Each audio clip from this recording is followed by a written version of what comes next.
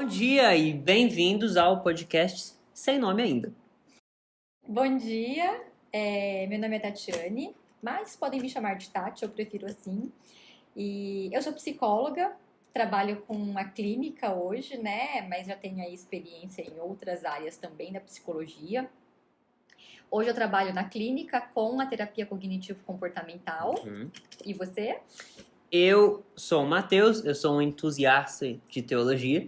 Eu sou formado pela Hillsong College, lá da Austrália. E nesse podcast a gente vai refletir sobre perguntas difíceis. Perguntas que as pessoas geralmente evitam, né, por não saber responder.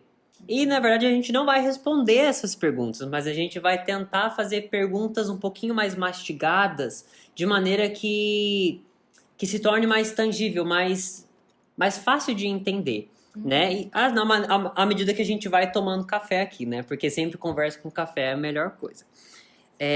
E qual que é a pergunta de hoje? Então, gente, pega aí o seu café e vem com a gente. A pergunta de hoje é: quem tem fé pode ter ansiedade e depressão? E aí, Matheus? Essa não é uma pergunta Qual fácil. que é a sua visão sobre quem tem fé pode ter ansiedade ou depressão? Com certeza pode, né? Porque aqui nesse mundo a gente é suscetível às coisas do mundo, né? E na palavra de Deus diz que a gente tem que lançar sobre ele nossa ansiedade. Como é que a gente vai lançar uma coisa que a gente não tem? Sim, faz muito sentido. Não é verdade? Então a gente tem realmente ansiedade e ela faz parte da gente, né? Ansiedade, ela é... Você acha que é só uma doença ou tem uma ansiedade normal assim também?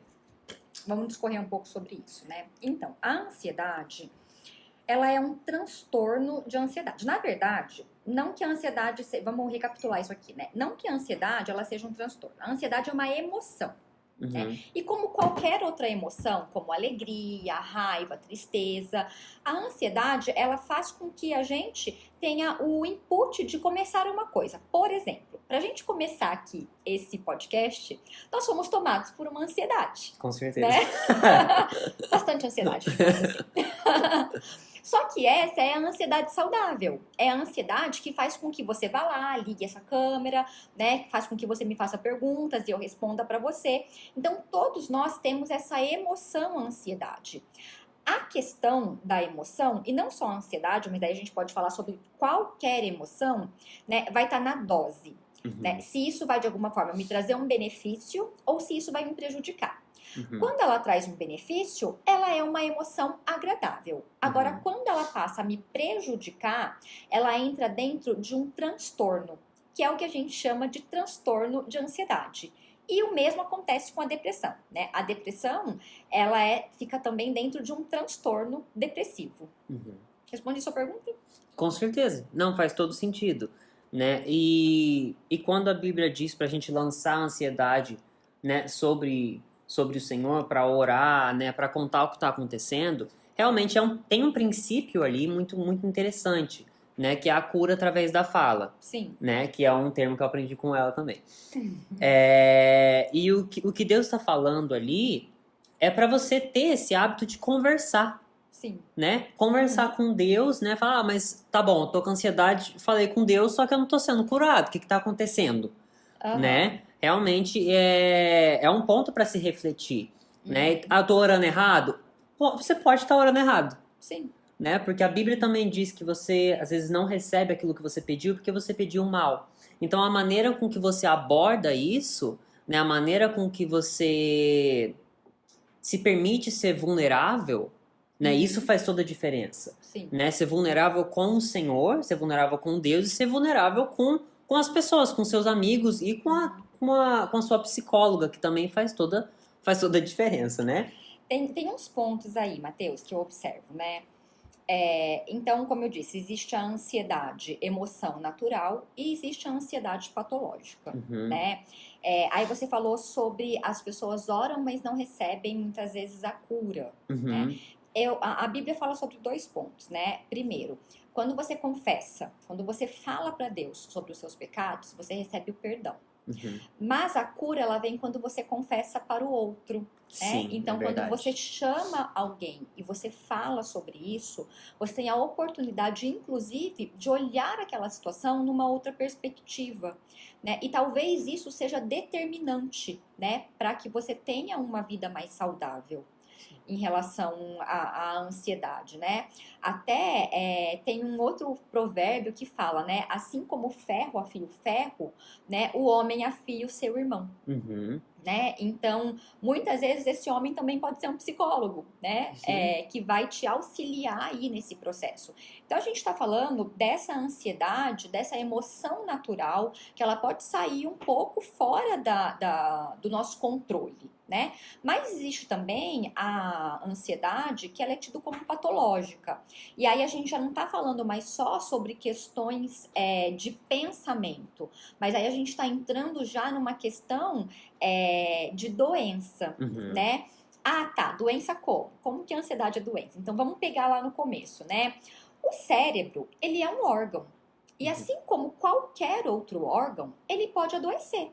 Sim. Né? Então, ele pode ficar deprimido, ele pode ficar ansioso. E qual é a doença do cérebro? Né? São as sinapses que vão deixando de acontecer, né, de forma adequada. Sinapse, né? gente, rapidinho, é a ligação entre os neurônios. Isso, Ok. exatamente, né? Ela, um neurônio e outro, ele se comunica para que a gente possa, então, falar, pensar, analisar as situações, né? Mas quando o cérebro está muito ansioso, essas sinapses elas não estão acontecendo de maneira adequada. Então, o que acontece? O cérebro vai ficando doente. Então, por mais que você queira pensar de uma maneira diferente, você acaba não conseguindo. E uma coisa que eu uso muito com os meus pacientes é em relação a fazer uma comparação do cérebro com o computador. Então, você imagina, né, que o seu cérebro é o hardware Uhum. e os seus pensamentos são software. Não adianta você ter um hardware muito bom se o software não é compatível. Sim. Não vai dar um bom resultado do Sim. programa. Sim. Mas o contrário também é verdadeiro. Não adianta você ter um excelente software se o hardware não funciona, se o hardware está quebrado.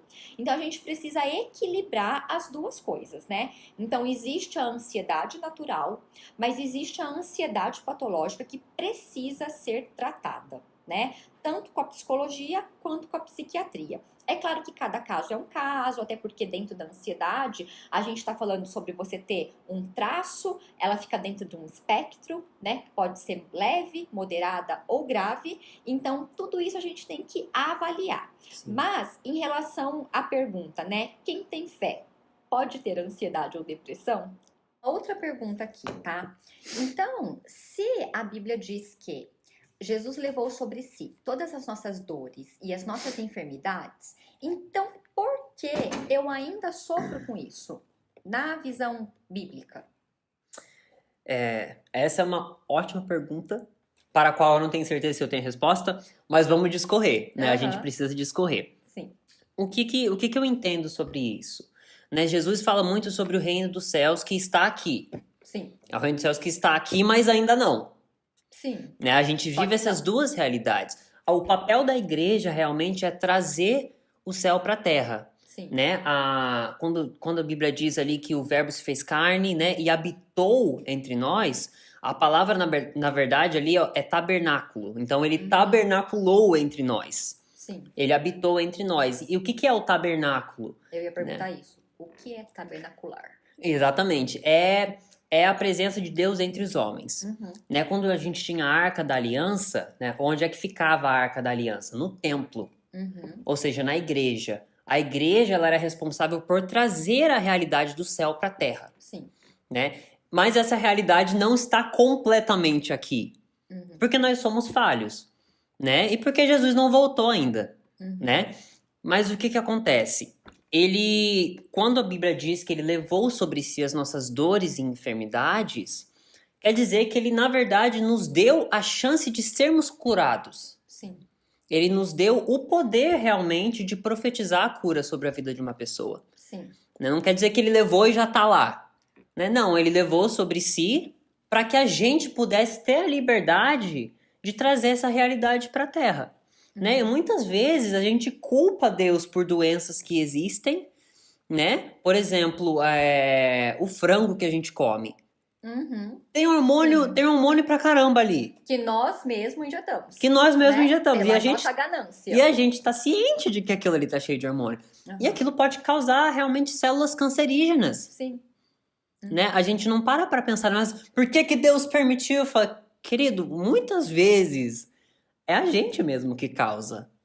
Né? E Deus, pela sua infinita bondade e misericórdia, ele usa isso, né? Ele faz com que tudo coopere juntamente com o bem, para que o nome dele seja glorificado, para que dessa situação ruim, né, saia uma história de vitória, uma história de relacionamento com Deus. Mas Mateus, deixa eu fazer uma pergunta aqui. Então, eu posso entender que Jesus, de fato, né, levou sobre si as nossas dores, as nossas enfermidades. Contudo, nós continuamos sendo livres para fazermos escolhas. E quando a gente faz uma escolha inadequada, como, por exemplo, encher a verdura de agrotóxico, encher a carne de hormônio, a gente está fazendo uma escolha, né? Então, a gente entra em uma outra lei, num princípio, né? Que é o princípio da semeadura. Sim. O que eu plantar, certamente eu vou colher.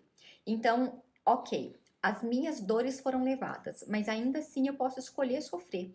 Sim. Né? Consciente gente, é disso isso, ou ó. não. Se tiver um resumo dessa pergunta aqui que a gente fez agora, é isso. Exatamente. Consciente disso ou não, né? Porque nem todo mundo para pensar sobre, nossa, o frango tem isso, a verdura tem aquilo, né? Enfim, e isso pode ou não, né, ocasionar, a gente não tá dizendo aqui enfaticamente, né, se você comer o frango, ou se você comer, que isso fique muito claro, mas que existe essa probabilidade, enfim, é muito mais complexo, né, porque toda e qualquer doença, ela se desenvolve de maneira multifatorial, não é só o que você come, mas tem aí a genética envolvida também, com certeza. enfim, né, não, porque senão, né, se fosse a causa, né, vamos deixar isso bem claro, a causa é o frango, a causa é a hortaliça. Então, todas as pessoas que comem o frango e a hortaliça desenvolveriam, mas não é a causa, tá, gente? Vamos deixar isso muito claro. Sim. Mas acaba sendo um fator, né, que pode ser ali, um preceptor. Sim. Né? Então, Jesus levou sobre si as nossas dores,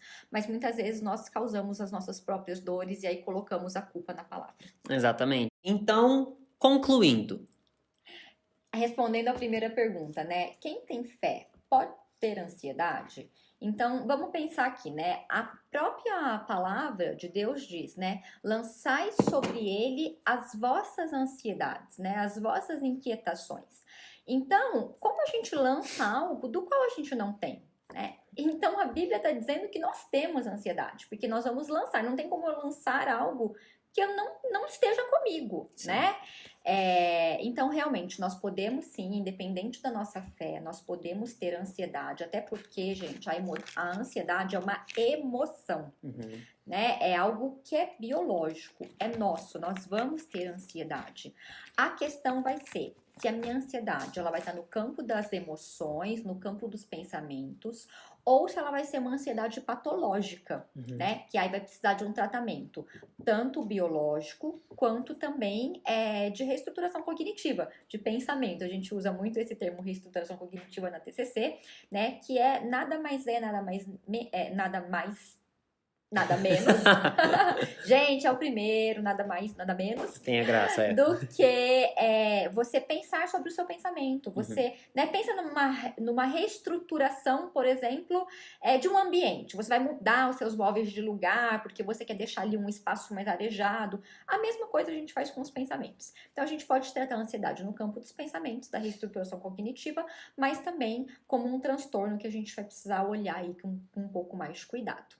Ótimo. E falando sobre a segunda pergunta que foi lançada aqui também, né? Era para ser uma, mas foi duas, então, né? A gente sempre tem um bônus aí. A Bíblia diz que Jesus levou sobre si as nossas dores e as nossas enfermidades. Então, por que eu ainda sofro? Né? Como a Tati disse aqui, ela resumiu brilhantemente, ela falou, as minhas dores foram levadas, mas eu ainda assim posso escolher sofrer, posso escolher correr atrás delas de novo. A gente é bom nessas coisas, né? Então, gente, esse foi o nosso primeiro podcast, o podcast E-Piloto, né? E-Piloto. Foi o nosso E-Piloto. Eu espero que vocês tenham gostado. Na semana que vem a gente tá aqui de novo para discutir mais temas como esses, tá bom? Obrigada, beijo e até. Tchau.